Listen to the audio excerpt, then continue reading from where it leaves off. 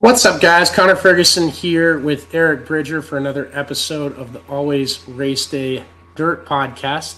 We're going to get into a little bit of everything tonight. Rico won the Eagle Nationals last night. Carson Macedo running the Ford engine down there. We're going to talk about that. World of Outlaws and Lucas Oil going at it right now at Muskingum County. In an invitational race that I'm really excited to talk about. I think they deserve a plentiful amount of attention on that thing, and we'll dive into that. And then Ayrton Gennetten had a very eventful weekend. We're going to talk that and everything else we got going on. But before we get into it, I want to tell you guys about AI Profit Machine. Go to profitmachine.ai today. Every small business needs AI, but doesn't know how to properly utilize it. If you go to profitmachine.ai, fill out the questionnaire. They're very selective with their clients, but if they can help you, they will over at profitmachine.ai. Also, if you want any Always Race Day merch, any ARD stuff, it is on shoptrackthreads.com. You can get Sawyer Phillips stuff on there, Tasker Phillips, Cade Higday is on there. A bunch of our friends down from Knoxville Raceway. Go to shoptrackthreads.com today and shop your whatever wide selection you want to see. There's a ton of stuff on there and a ton of stuff that we got in the works that I'm excited to come out with. We won't do this every month, but there will be like a June drop where we got some new shirts coming in line. And if you listen to the Asphalt podcast, you already know what they are. But we'll try to keep it fresh for you guys. You keep telling us what you guys want to see, what you need, and we'll make it happen. So, Eric, how are you, buddy? Good, man. Watched a little racing last night, and yeah, it's that time of year where you can pretty much watch racing any day of the week if you don't mind expanding your, what you watch on TV. Yeah, it literally is every day from right now to, middle of July, I think, and I'm still not confident there's an off day in July. But we got Hell Tour got rained out tonight. Otherwise, we would have them on. Indiana Midget Week going on the entire week, and then that Outlaws versus Lucas at Muskingum County. I've been wanting, dueling national tours to do this for years. I think it's super cool that they're doing it now, and I can't wait to see how this points thing shakes out. And they're awarding points for qualifying position, heat races, everything through the end of the night. We'll talk more about it in a little bit here, but yeah, like you said, it's Speed Week season and everything, and a ton of stuff going on. It sounds like what Eric is saying is right now it's always race day. That's why we named it that, right? There's always stuff going on. So no, I'm excited to get into this month and have a race on every night down here in my living room. So Eric, you want to start hopping? Caleb, do we have sorry, Caleb, I wasn't looking at you when I was speaking. Do we have the Ayrton Gennetten video ready? I think that's an almost. Okay, so Ayrton Gennetten during the high limit race last week got taken out by Danny Sams, and he gave what I told him, and you guys know he's a big friend of the show and a good friend of mine, and I told him that this is the best interview I've ever seen him give, and we got a couple things to share for it. But why don't you play the video, Caleb? Those fans got quite the show that are sitting along that fence here. We'll see a Copcam's replay going into the corner. Oh boy, and Gennetten. Oh, just barely tipped over the wall there. Yeah, we only got the tail end of it. We did not see what had happened right before that. And Gennetten, as I mentioned, just kind of Tommy tipped over the wall at the end. Danny Sams looks like he might be able to continue on. He barely got into the wall when he backed up the track. So clearly some people that aren't very happy down there. One of them is Ayrton Gennetten, and he is now standing by with Tony Laporta. All right, Ayrton, you're out of the race car. They're cleaning it up. First of all, are you okay? Yeah, I'm good. I'm going to keep it as PG as possible. But when you're running 18th, neither of you are going anywhere. The dude wrecks everybody. He drives like a damn squirrel. Why the hell are you going to run me over? If you're going to run my car over, let's get out. Let's go fight like men. Like, what the hell, dude? Destroyed my entire race car for no freaking reason at 18th. I don't drive like that. Don't drive me like that. At Eagle, he tried taking me out twice for the B main. Whatever. But, dude, you want to drive me like that?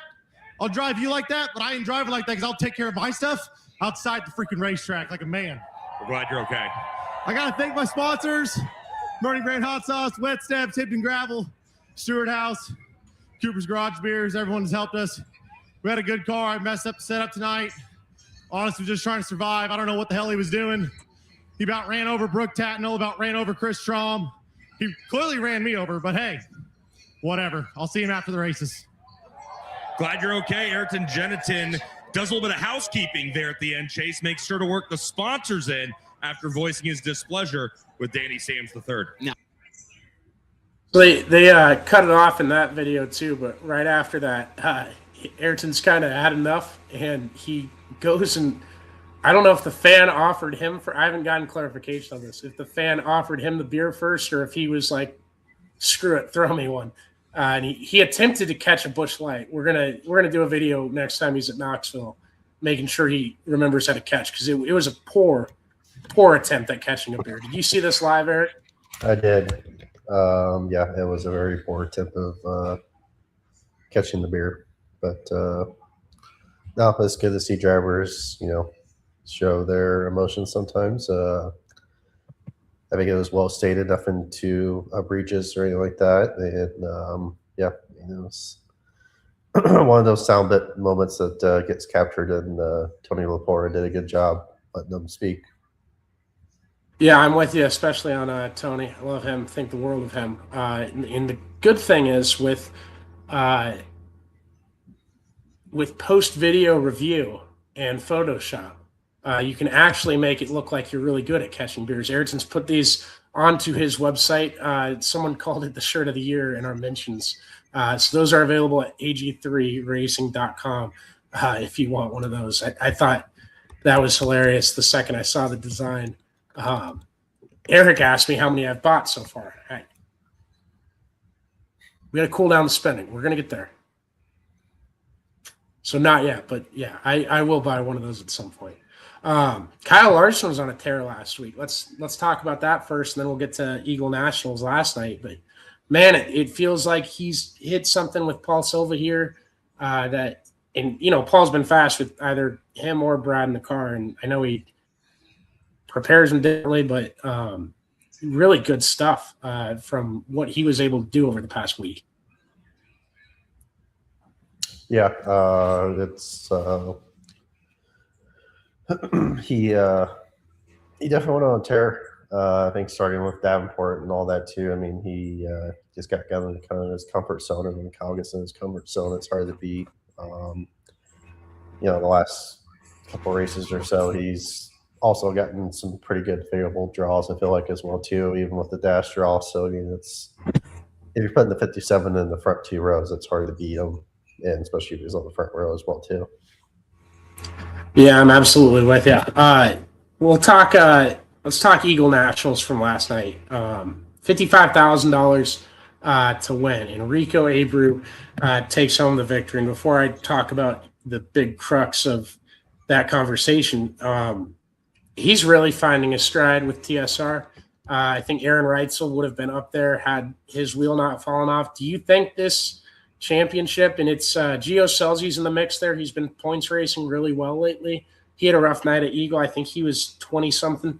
But Aaron Reitzel was also, just as low as he was. So it's opened up Rico's lead a little bit. But those three guys, do you think that's our championship battle on the limit side? At least it is right now. So that's easy for me to say, an easy question for me to pose. But I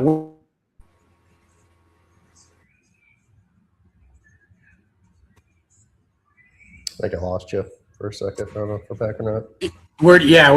I was just talking about Aaron Reitzel and Rico Abreu. Is that the championship battle right now for high limit? Where do you see that title fight going? Yeah, I think Reitzel is still probably the fastest car in the high limit tour. Rico has been hit and miss, but I think as the season goes longer, I think he'll be faster. Technically, that is a brand new team, even though it's like the same people. But yeah, it's just shows that how tight the points are. If you have one bad night, you can definitely lose the points lead or lose a lot of points that you gain throughout the year.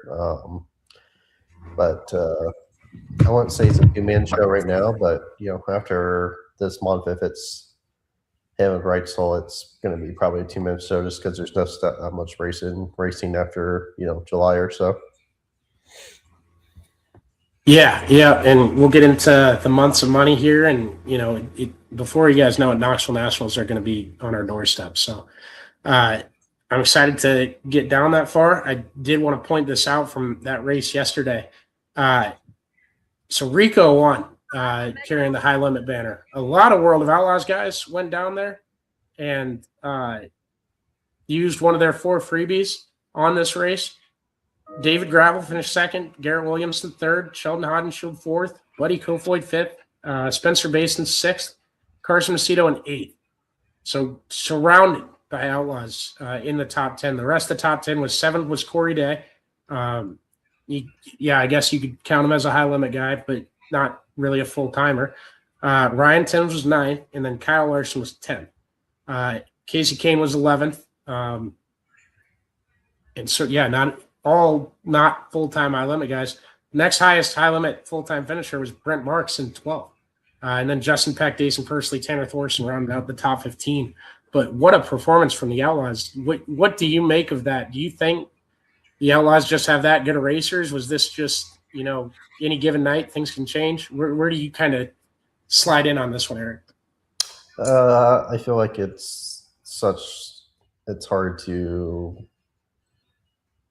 judge it off of one night because, one, you have split qualifying, and two, the heat races were very narrow racetrack as far as passing went. Maybe in the 4th heat race you saw a little bit of passing, but after the first couple last heat race 1 through 3, it was just basically follow the leader. So I mean, it's you didn't really have to break it down to see how the Outlaws qualified and where they qualified at for pill draw versus the high limit guys. I guess the Outlaw guys race more than the high limit guys. I don't know though. I don't know if that really matters at all. And I think the high limit guys, you have a couple of budget eco family teams versus the Outlaws. Not saying there's any on that as well too, but yeah, I think it's I think you have more. I don't know. It's just hard to judge off one night. I mean, yeah, you see more Outlaw teams in the top 10, but it doesn't mean if they race the second night there'll be more high limit guys in the top 10. But I would say right now the Outlaws have an edge on drivers versus high limit right now. Okay, I like it. I would say just with depth of field, I would go high limit, but obviously, and that goes against the results I just showed. But it's definitely an interesting conversation. It's cool that they're both healthy enough that it's anyone's game. There's not a better tour than the other one, unless you're really putting on the rose-colored glasses. Yeah, I mean, it's not like it's a huge difference. I mean, both places put on a good show. So, yeah, I'm with you there. So currently, what's going on with the Lucas Oil Late Model Series and the World of Outlaws Tour? It is the Shale Crescent Dirt Cup at Muskingum County is what they're calling it. They're through heat races. Here's the points rundown. You get 2 points for first in flight A and B of qualifying, 1 point for second, 0 going down. Heat races, first gets 3 points, second gets 2, third gets 1. And I believe it's after heat races at this current time. And the Lucas Dirt Series leads 20-10 over the Outlaws. Dan Ebert with a really good night for he came in as like a substitute number 12 seed for Brandon Overton, whose crew couldn't make it there. And he's third right now as far as top point earners go. on the night with 4 points. So that's pretty cool story for him. I think this event is awesome. I hope they have more things like it. I hated that we're doing our show tonight, like during it, but there wasn't really another time we could do it. The one problem I have that I got to complain about something. This wasn't on Lucas's schedule. This wasn't on the World of Outlaws schedule on their website. Can we, on both schedules, I need any event like this. I need the Dream and I need the World. Put it on there. Say it's unsanctioned. Just for the casual fan out there to understand that there are big races going on. You don't just take weeks off in the series. There's a big late model race. And it's like the only week that they're off is this huge late model race, and no one knows about it because it's not on your schedules. Like that was one of the biggest hiccups I had when I was learning the sport in 2020. I don't know how it's 2026. We haven't learned this by now. Put it on your damn schedule. Say it's not your event. Say someone else is sanctioning this race, but it's a pretty damn big one. I don't really care how you write it professionally. I just needed to do that right. Eric, what do you think about this? I didn't even know what was happening until you told me about it now. And it's crazy. And there's 24 cars there. It's the top 12 in each series. That's the only cars allowed to compete there. I think for as much as we bitch about car counts and shit, this is cool. This is a really fun, unique thing they're doing. And they're doing like a King of the Hill thing right now. That's like the 12 seed goes against the 12 seed. They might have already done this. They got a support class there. Good. And yeah, they're doing this back and forth thing. I'm just full of intrigue at this race. I'm thrilled that they're doing it. I'm going to try to get somebody on that had a hand in doing it. We'll figure that out for next week. Hopefully we can try to get the promoter on that dreamt of this idea, because I absolutely love it.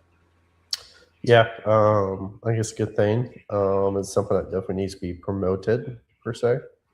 And I think both series just need to agree that they can promote it, type of thing. I feel like if this happened in the sprint cars, you would get mentioned on their broadcasts at least a month, if not 2 months in advance. I don't know how much this race pays, but I mean, if you threw up like 50 grand or something like that for the sprint car race, it's definitely going to be mentioned about. I know late model guys race for 50K. It seems like every weekend, but yeah, I mean, it's something. I think they did this last year, didn't they? If they did, it was news to me.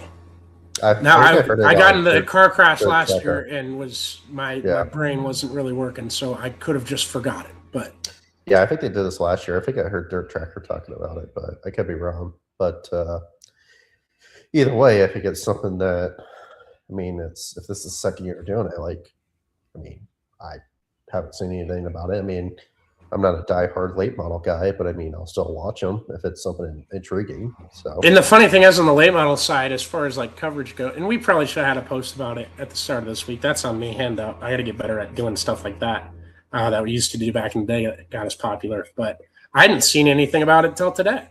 Mm-hmm. And we can make an adjustment real quick, and I'll go figure out what the event is, the format.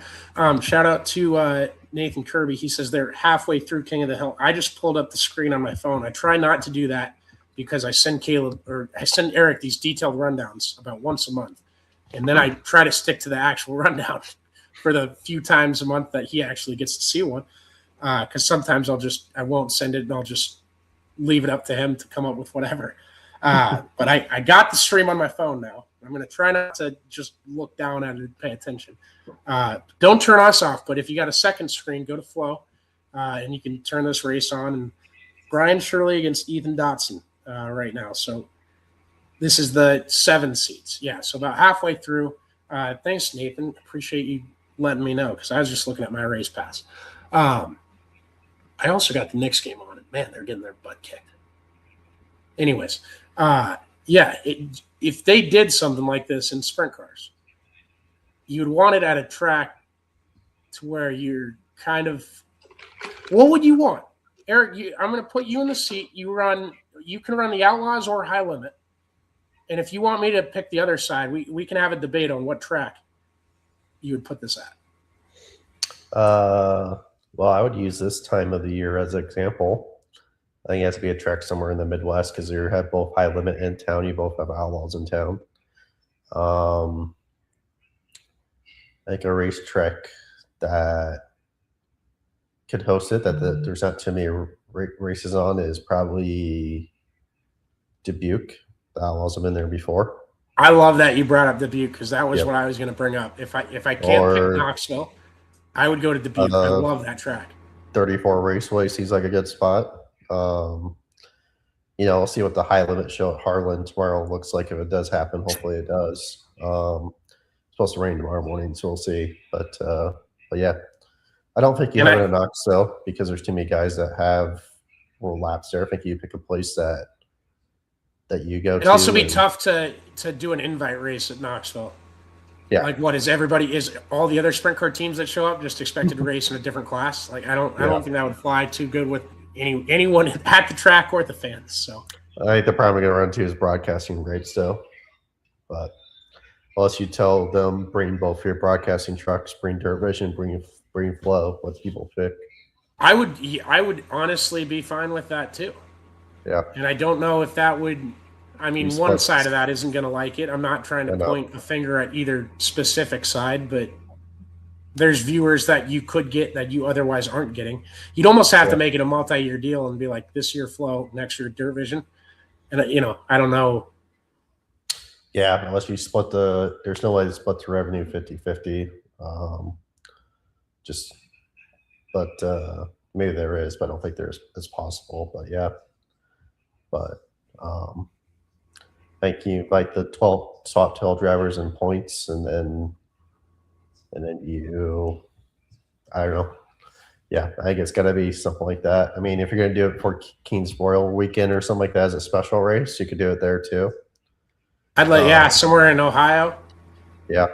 Now, is High Limit doing one on a Monday this year before the Doty? Yeah. So that's turned into a 6-race week. I don't know if you could do this on that Sunday. But maybe if you take that Monday race at High Limit and just do it that Monday. I'm talking about add it to part of the weekend of Keen's Royal. You add it as a special feature, just like the World Challenge. Yeah. Oh, like during the night? Yeah. Oh, okay. I like that. Because the World Challenge, that's kind of foreign to me because I was a kid when it was going on. And dude, you should have seen my brain trying to figure that out when I was 12. I was like, they just got Australians in this race? What's the difference? Yeah. Oh, my. I thought the cars were different. Too many things going. And that's where, when you guys hear me complain and, go to the casual fan, I was 13 and didn't know the World of Outlaws were a nationally touring sprint car series. Now, can I read very well? No. Do I understand a lot of things? Not great. But at the time, my brain was a lot better than it is now. And I still wasn't getting the gist of the things that I should have gotten, going there so often, knowing what I was seeing was a great product. So that's kind of the background where it comes from. But I'd love to see something like this in sprint cars. Yeah, for sure. What else? Oh, that's not the rundown. Hold on. We're getting there. Oh, we're just moving. There we go. Other news in late models. I need to mention that. Our guy Bobby Pierce took home the dream, his last Eldora crown jewel to check off the list. Do we call it a grand slam in late models if you win the dream, the dirt track world championship at Eldora or wherever it's held, and then the PDC? Are those the 4 majors? Yeah. Okay. I guess money-wise, I guess you got Knoxville to it, but I won't count it as a major. It would be really funny if us put Knoxville in as the 5th major. Well, Knoxville pays like $75,000 down, doesn't it? I think so. Yeah. Yeah. Which I think we're gonna have the radio show down there this year. What about at least for one of the days during late model nationals? I'm really excited about that. What about the Dome? That's a good question. Yeah. I think that's more just because it's off season. I don't know. I feel like that's more of like a fun exhibition. But yeah, it's up there. They got a lot of crown jewels on the late model side. Yeah. Quite enough. That's a thing where you're almost selling out Saturday night tickets. I mean, it's crazy. How much? Yeah. But I agree with you. It's off season. It feels like an expedition race. Feels like it's now a race to see how cool of a T-shirt you design you can sell it during the holidays. So yeah, you're absolutely right on that. Hey, open invite to you. You want to cover PDC with me? When is it? I think it's the last 2 days of July.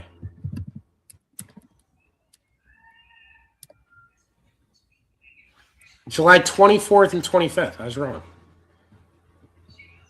Yeah, I have to look at the calendar and see. I might be dog watching that weekend. Let me know. Yeah. If not, I would like to go because I think that's a fun event to go to.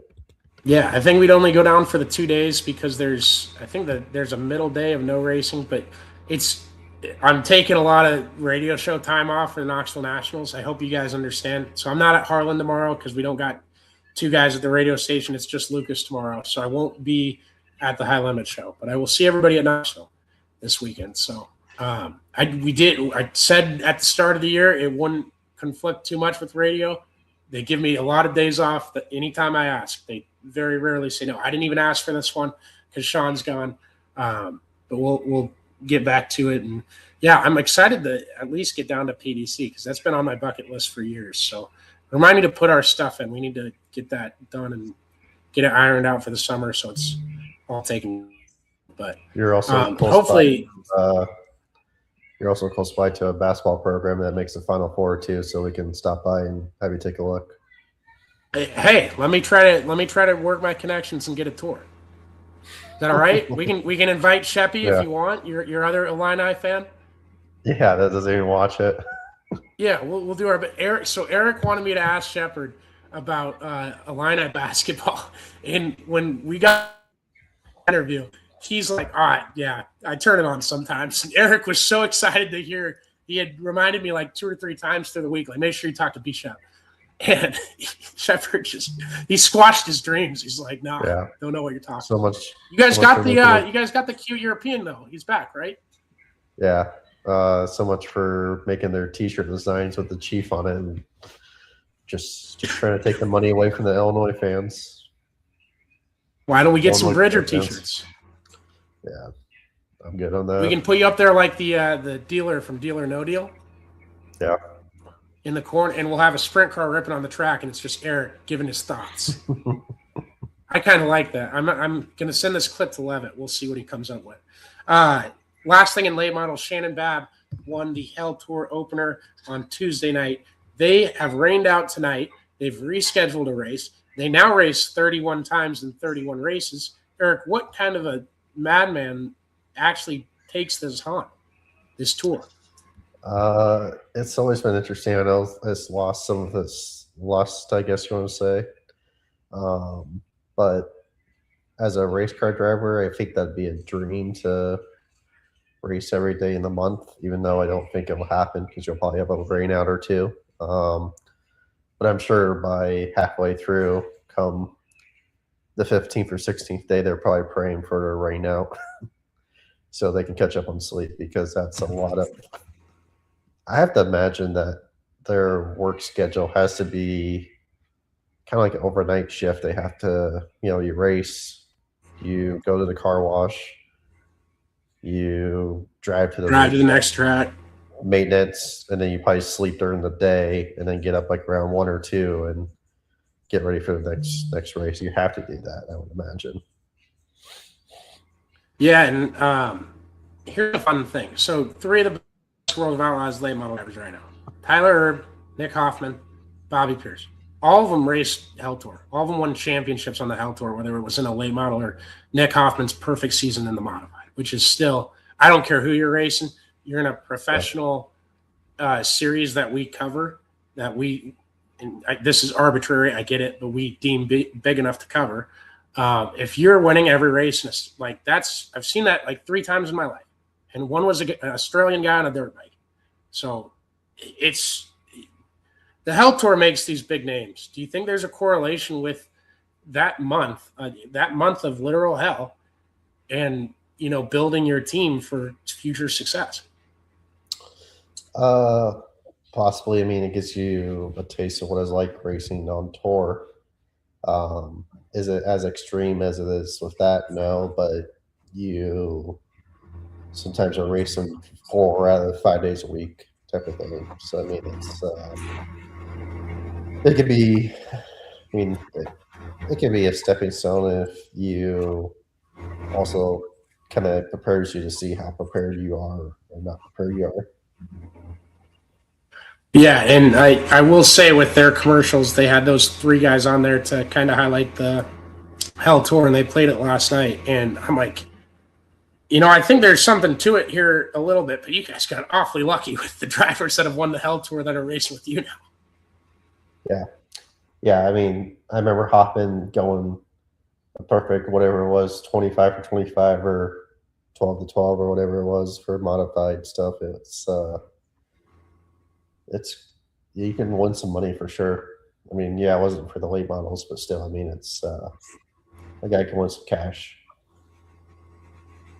I'm with you. All right, last thing for tonight, and then it might turn into a double guest episode next week. We'll see.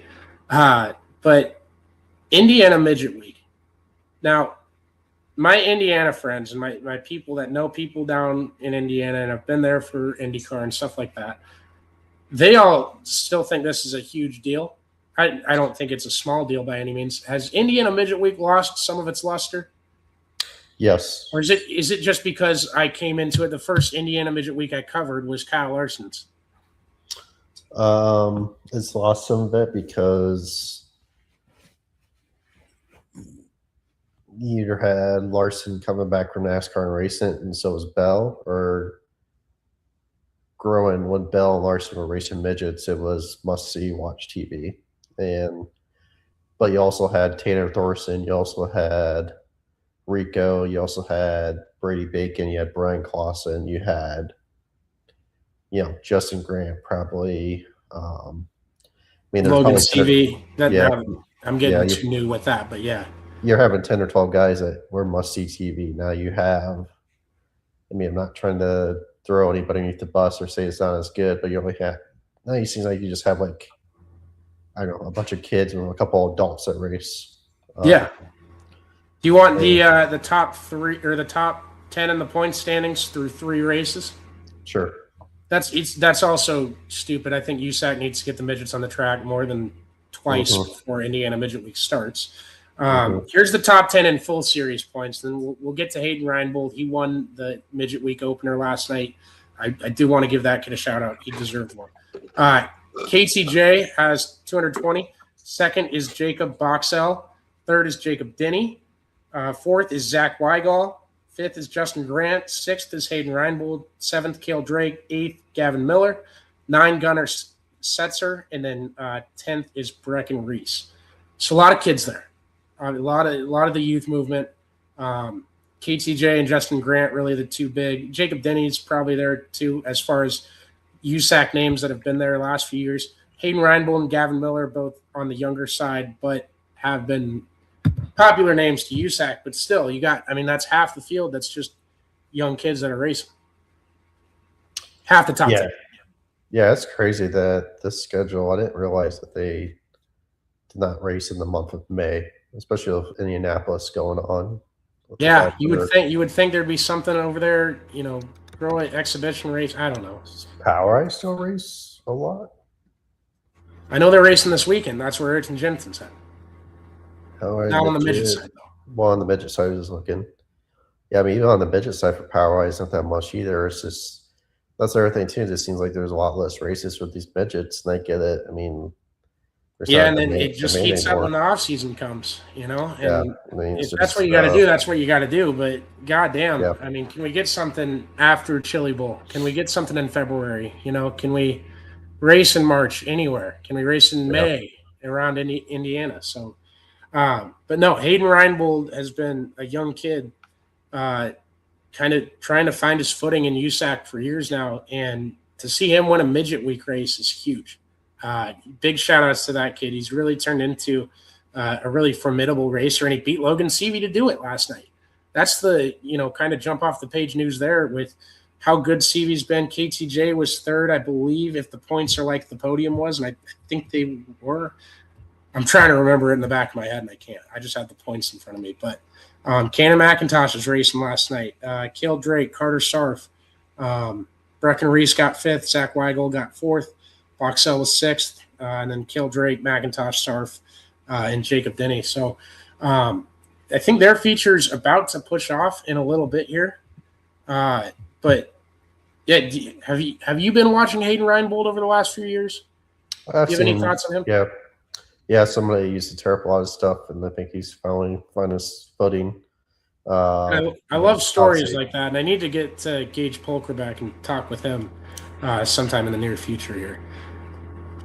But definitely, Ryan Bull used to have Tanner Thorson drive for him and all that too. But definitely a kid that's probably learned from Thorson and other drivers, and is I think he's finally getting suited for non-wing racing, whether that's midget or sprint car. You got one upside down. So that race has kicked off. I believe it's the 7X. That Messerall still? We're seeing a different car this year. I don't think Team has races midgets anymore. I got to get this kid's last name. It's Jones. I just don't want to butcher it. I think I know it, but I don't know for sure. Kyle Jones finds himself overboard. Gunnar Setzer leads that race right now. Boxell is second, Carter Sarf third, Zach Weigel fourth, Kildrake fifth, Gavin Miller sixth, Cannon McIntosh running seventh, with 26 laps to go at Paragon Speedway. So, you got anything else? Anything you want to get off your chest? No, that's it. Any plans to get back racing? I ask every week.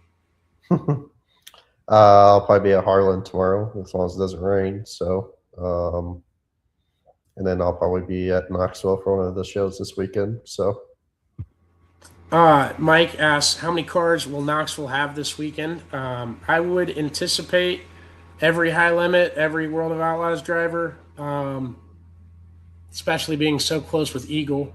And I think most of them, well, it's a World of Outlaws race. I don't know what I'm saying. With high limit being so close at Eagle and at Harlan being tomorrow, I would anticipate all the high limit teams end up in Knoxville anyways.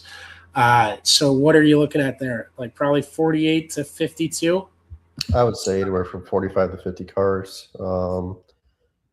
Friday night. Let me see what they had in the fall too with the other Outlaws weekends at Knoxville. Friday night, the Pro Sprint, you'll have 15 or so. Saturday night for the 360s, that is capped to be for cars that are in owner points only. So there'll be a little bit less than your usual, but still a decent 24 to 30 car field probably. Yeah, and they had down to 2 went through the sea, right?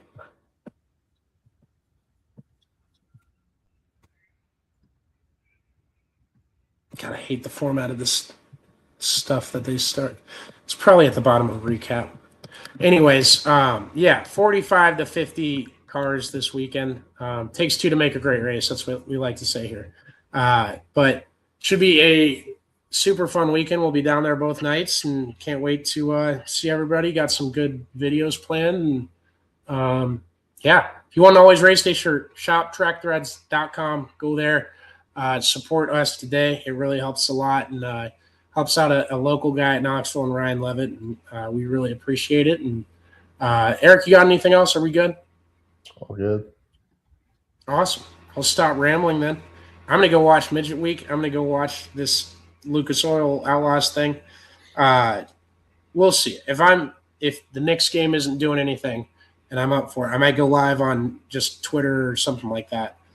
May try to do it on here just by myself and see what you guys think. Let me know if that's something you want. Send us a tweet. But yeah, maybe we'll do a Spaces on Twitter. I don't know. I like to do that when I'm at home, bored, and ready to work on stuff. So appreciate you joining me, Eric. I will see you this weekend at Knoxville, and hopefully we'll be together for PDC in a month or two. Sure. Awesome. Appreciate you guys. See you at the track this weekend, and love you all.